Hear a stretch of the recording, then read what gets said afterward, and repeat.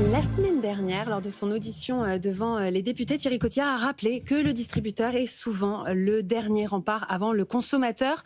Dans ce contexte actuel de négociations commerciales et de pression sur le pouvoir d'achat, comment est-ce que la grande distribution joue ce rôle de bouclier face à l'inflation, Claire ? Ah oui, alors ce qui est important de comprendre, c'est qu'effectivement, à travers ces grandes centrales d'achat européennes, les distributeurs revendiquent d'aller chercher les meilleures conditions à l'achat. Donc, ces meilleures conditions à l'achat, c'est potentiellement les meilleurs prix derrière pour le consommateur.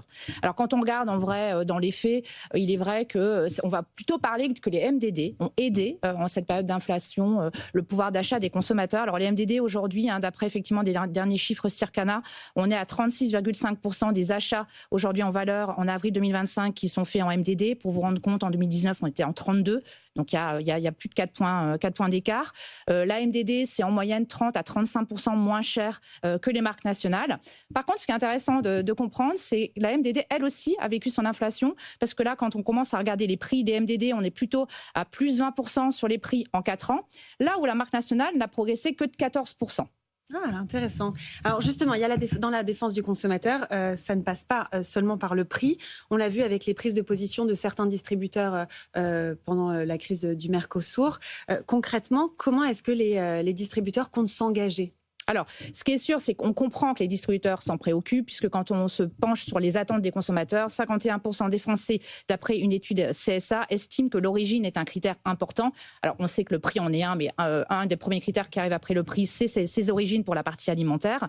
Et plus de 8 Français sur 10 jugent essentiel d'avoir une information claire sur l'origine. Donc, la position des distributeurs vis-à-vis, effectivement, en particulier de la viande, qui ne vont effectivement pas référencer, même si elle est même dans des produits transformés.